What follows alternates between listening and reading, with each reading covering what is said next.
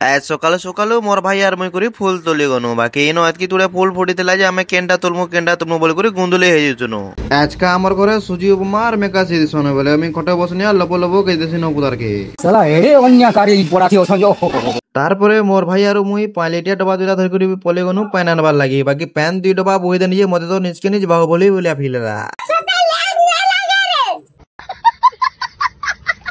তারপরে মুই ট্রান্সপারেন্ট ডবাটে ধরি করে পলে আসনি অফিস কে আর ল্যাপটপ ব্যাগটে ধরি করে মুই পলে আসনি সালে পালিকে আর ইনকে আসলা কে দেখনি যে রাউটারটা খরাব হয়ে গেলা।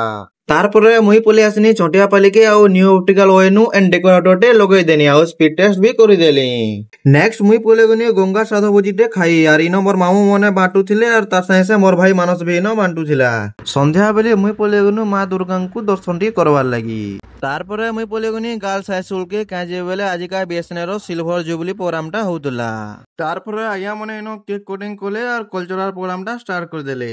কালচারাল প্রোগ্রাম সরলা পরে আমি এটা পলে আসনু ভোজি মাটবার লাগি।